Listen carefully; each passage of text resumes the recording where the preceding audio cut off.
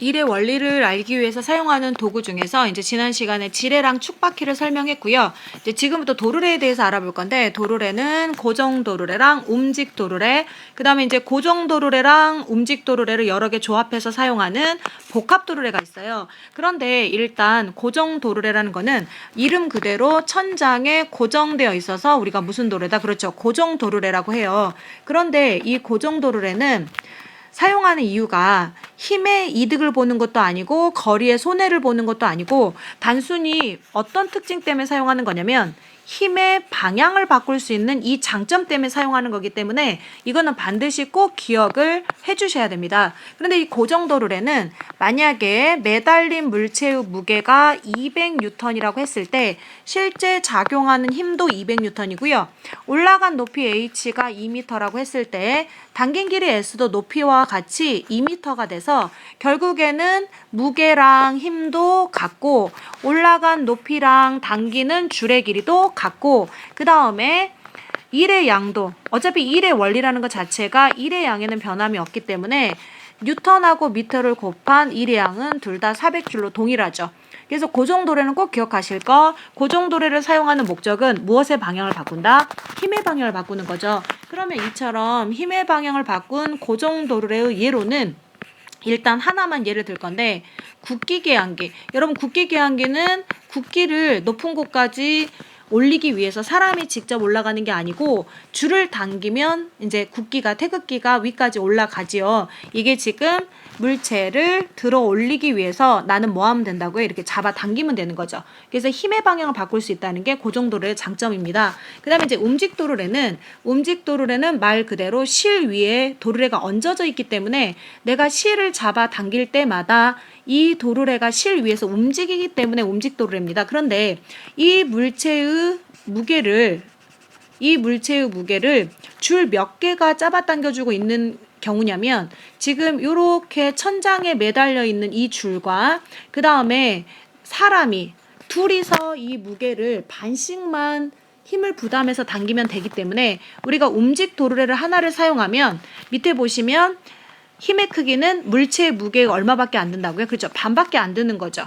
근데 이때 힘이 적게 든 만큼 힘이 2분의 1로 적게 든 만큼 물체가 실제로 올라간 높이의 2배만큼으로 나는 줄을 어떻게 해줘야 되나요? 그렇죠. 줄을 당겨줘야 되죠. 그러니까 실제로 당긴 줄의 길이는 올라간 높이의 2배이기 때문에 힘이 반으로 줄었고 그 다음에 당긴 줄의 길이가 2배로 길어져서 결국에는 일의 양은 어떻다? 그렇죠. 일의 양은 갖게 되는 거죠. 이게 무엇의 원리다? 일의 원리다. 근데 보통 움직도르래를 사용하는 이유는 무엇의 이득을 볼 수 있기 때문이다. 그렇죠. 힘의 이득을 볼 수 있기 때문이죠.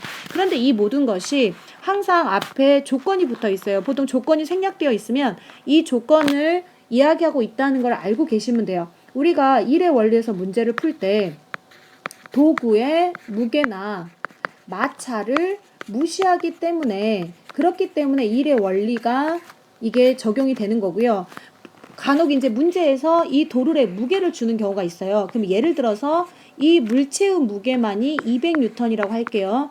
물체의 무게가 200N이고 이 도르래의 무게가 움직 도르래 하나당 20N이라고 하겠습니다. 그러면 실제로 이 줄에 걸리는 힘은 이쪽 실에 얼마? 그렇죠. 이 둘을 더해서 이 실은 이 물체에 지금 220N을 갖다가 반씩 잡아당기는 꼴이 되거든요. 그래서 이쪽 실에 얼마가 작용하냐면 그렇죠. 110N이 작용하고 이쪽 실에도 110N이 작용하기 때문에 나는 100N이 아니라 도르래의 무게까지 고려해줘서 110N의 힘을 줘야 되기 때문에 도구를 사용하면 오히려 일을 더 많이 해야 되는 경우가 있습니다. 이제 복합도르래에 대해서 설명을 할 건데요. 이제 복합도르래가 또 다시 두 종류로 나뉘거든요. 이렇게 수평으로 이어진 복합도르래랑 이렇게 수직으로 이어진, 그러니까 지금 이 경우는 도르래가 수평으로 이어져 있고요. 너무 안 써져요. 펜이 큰일 났네. 수평으로 이어져 있고 지금 이 경우는 도르래가 수직으로 이어져 있죠. 근데 수평으로 이루어진 도르래는 일단 이 하나의 물체, W라는 무게를 갖는 이 하나의 물체를 실 몇 개가 잡아당기고 있는 경우냐면 하나, 둘, 셋, 넷, 5, 6개죠. 이제 마지막 줄은 조심하실 게 이렇게 뭐만 바꿔주는 줄인가요?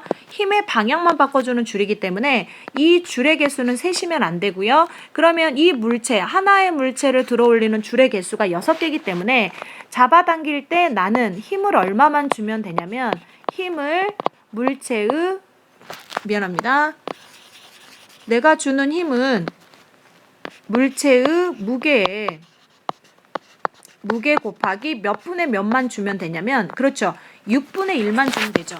그런데 어차피 1의 원리로 직접 사람이 도구를 들어올리나 이 복합 도르래를 이용하나 한 일의 양은 같기 때문에 우리가 여기서 이 물체가 들어올려진 높이 h라고 할게요. 그 높이보다 내가 당긴 줄의 길이는 오히려 몇 배 손해를 봐야 된다? 6배 손해를 보는 거죠. 그래서 내가 당겨야 돼. 당긴 줄의 길이는 당긴 줄은 실제 올라간 높이의 6배만큼 내가 손해를 봐서 당겨줘야 돼요. 그러면 어차피 힘의 이득을 보았죠. 그래서 힘 곱하기 당긴 줄 하나, 당긴 줄을 곱하나, 그 다음에 물체의 무게 W 곱하기 H 하나 해준 일의 양은 결국에는 같게 되는 거거든요. 이게 무엇이다? 일의 원리다. 그 다음에 이제 오른쪽에 수직으로 작용하는 이제 도르래가 복합 도르래가 있는데요. 요거는 조심하실 게 만약에 이 도르래의 무게를 무시하면 상관이 없는데 만약에 이 물체를 당길 때 잡아당길 때 도르래의 무게를 주면은 항상 물체의 무게에다가 이 물체의 무게에다가 도르래 무게를 더해서 그 다음에 힘을 2분의 1로 나누는 거고요. 물체의 무게 2분의 1.